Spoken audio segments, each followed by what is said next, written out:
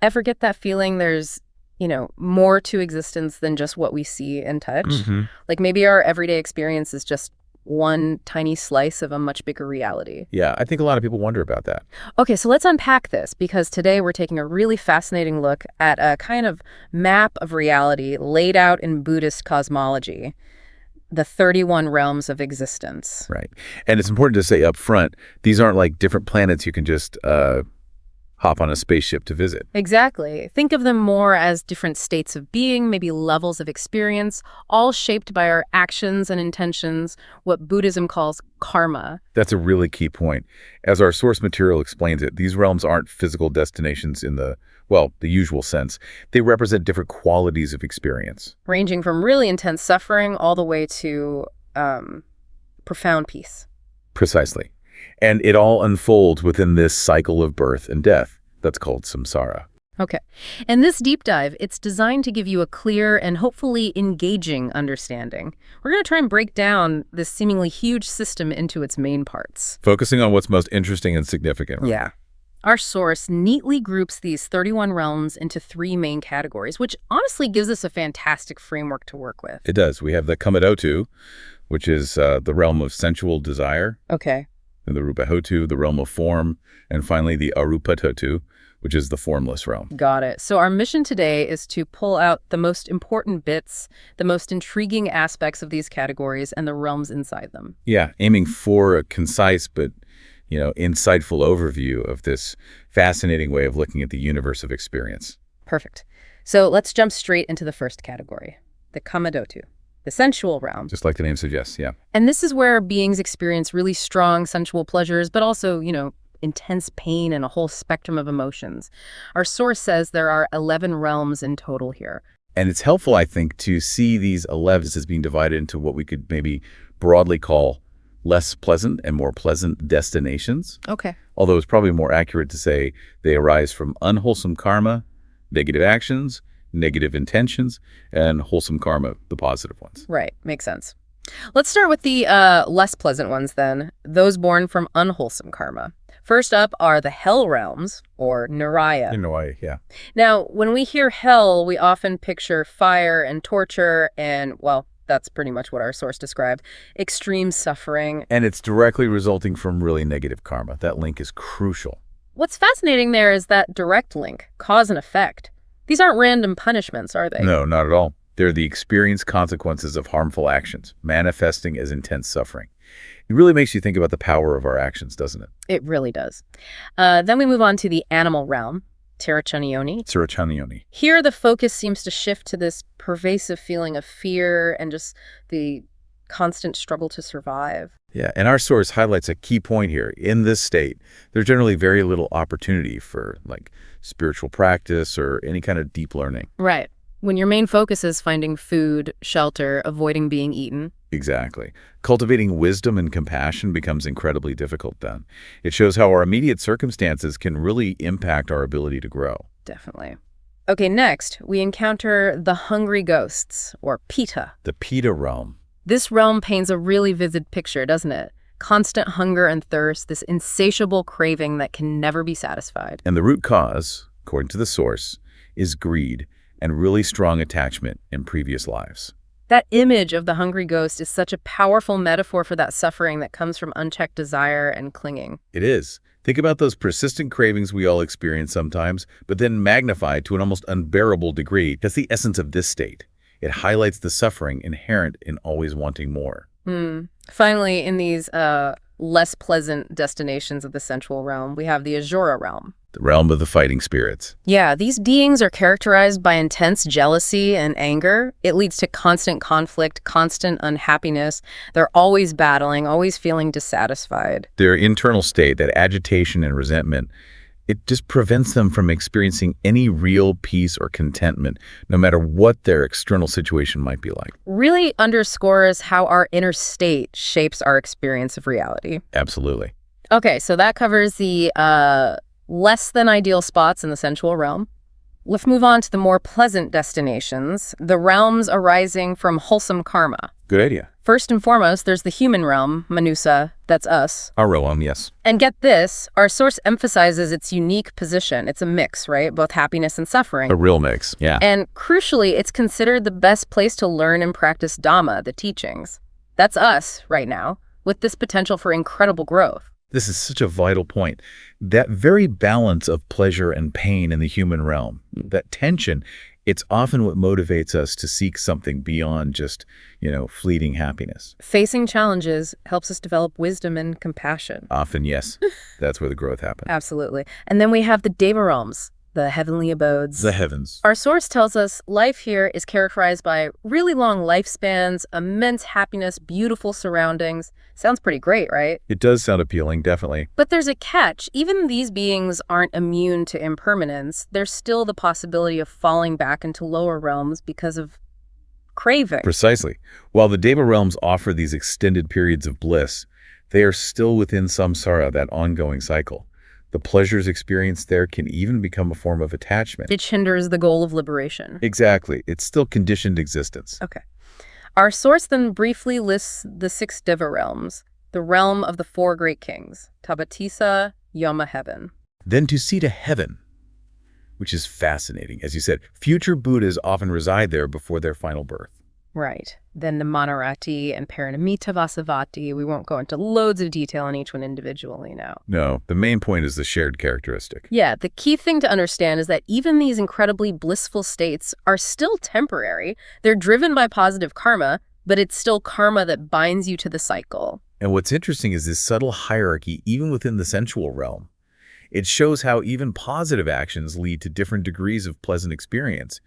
But none of them are permanent solutions to the inherent nature of cyclic existence. All right, let's move upwards, shall we? We now enter the Rupatatu, the form realm. Rupatu, yes. Things get much calmer here. More peaceful. Our source describes it as a realm of, pure mind, achieved through deep meditation, specifically what's known as jhana practice. Ah, jhana. For anyone less familiar, jhana refers to these states of deep meditative concentration. They lead to really profound shifts in consciousness. So beings here have these incredibly subtle bodies, like made of light or mind energy. Something like that, yes. And they're free from those coarser sensual desires of the kamatatu. And there are quite a few realms here, 16 in this category. 16, okay. Yes, the form realm marks a significant shift in consciousness, moving beyond the more obvious sensory experiences we just talked about. These realms are characterized by the refined mental states cultivated through those deep meditative absorptions, the jhanas. And these 16 realms, they're grouped by the level of jhana attained, right? That's right. Our source mentions the first jhana realms, Brahma Parisaja, Brahma Purohita, and Mahabrahma. These are kind of the initial levels of this profound calm. Yes, these early jhana states are characterized by things like sustained attention, joy, rapture, although there's still some level of discursive thought present. You don't need to memorize all the names, maybe? No, probably not. Yeah. But notice the progression towards deeper stillness as we go up. Okay. Then we move to the second jhana realms, Paritaba, Apamanaba, and Apasara. The key characteristic here, the source says, is light. Yes, the second jhana involves a further refinement of consciousness. Those initial factors of the first jhana, they subside, and a more intense, radiant joy and a unified focus emerge, often experienced as light, apparently. Interesting. Next up are the third jhana realms, Paritasubha, Apamatasubha, and Subhakita. Here, the defining characteristic is beauty. Beauty. In the third jhana, even those more active forms of joy from the second jhana begin to fade. They give way to a deeper, more serene happiness and a profound sense of beauty and contentment. Okay, getting very subtle now. Finally, we reach the fourth jhana realms. There's Vihafala, which the source notes is the realm of great reward. Right. And the somewhat unusual Asanyasata beings who exist without perception. Yes, having only a physical form, no mind as we typically understand it, a very specific state. Then there are Aviha, Atapa, Sudasa, Sudasi, and finally Akanitha, the highest Brahma realm. Akanitha. And interestingly, our source points out that these last 5, they're for beings who practiced pure jhana along with strong wisdom. Right. Insight is key there. And they are characterized by kindness and a complete absence of anger. The fourth jhana represents a state of deep equanimity and pure awareness, going beyond even the subtlest forms of excitement or aversion. That asanyasata realm, it's a unique case, a temporary state achieved through a specific type of meditation that suppresses perception. It isn't permanent liberation, though. Good clarification. And those final 5 realms within the 4th jhana, they signify the results of highly refined meditative practice combined with deep insight, really high levels of attainment. Okay, wow. We're venturing into some seriously subtle territory now. Let's move to the final category, the Arupatatu, the formless realm. Arupatatu. Here, beings have gone beyond even those subtle bodies of the form realm. They exist purely as mental states. Pure mind. Our source tells us there are only 4 realms here, achieved through very, very deep meditation focused on specific concepts. The Arupatatu represents the, well, ultimate transcendence of physical form, you could say. Consciousness itself becomes the primary mode of existence, focused on increasingly abstract mental objects. And our source briefly lists the focus of meditation for each of these realms. First, infinite space. Yes. Then, infinite consciousness. Then, nothingness. And finally, neither perception nor non-perception. Wow, quite a mouthful. Right. Each step seems to be about peeling back another layer of what we consider reality. It's quite mind-bending. Exactly. These realms illustrate the mind's incredible capacity to focus and expand its awareness to encompass increasingly subtle and abstract concepts, ultimately leading to a state that transcends even the duality of having perceptions and not having perceptions. It's incredibly refined. Okay, that was a rapid journey through 31 realms. Phew. For a quick recap, just to help it all stick. Good idea. A summary would be helpful. Our source kind of boils it down. Right. The lowest realms are characterized by significant suffering. The human realm offers the best opportunity for awakening. The heaven realms are happy but temporary. The form realms are calm and pure, long lifespans. And the formless realms are pure mind in deep stillness. That's a really useful way to summarize it, yeah. Because a clear picture of the spectrum of experiences within this framework. And here's a really, really important point to remember. Our source emphasizes this strongly. All 31 of these realms, every single one, no matter how blissful or serene they might seem, they are still within samsara, this cycle of birth and death. Everything is subject to impermanence and ultimately some form of suffering or unsatisfactoriness, dukkha. Right. Only nibbana, the unconditioned state, offers true freedom from this entire cycle. That understanding is absolutely key. The 31 realms show us this vast range of potential experiences shaped by our karma and mental development. A fascinating map. It is.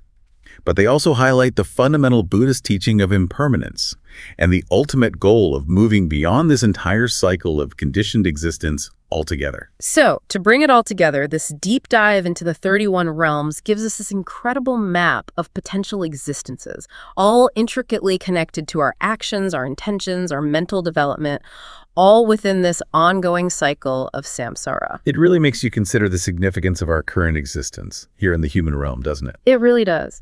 As our source highlighted, it's seen as the optimal place, the best opportunity for learning and practicing the path to liberation. Indeed. This framework encourages us, I think, to reflect on the quality of our actions and intentions right now, recognizing their power to shape not only our present experience, but also future possibilities within this vast cosmic landscape. Yeah. And with that in mind, here's maybe a final thought for you to ponder. Considering this intricate system of 31 realms, what does it truly suggest about the immense power and maybe responsibility we hold in our current actions and intentions, right here, right now, in the human realm? It's definitely something to really think about.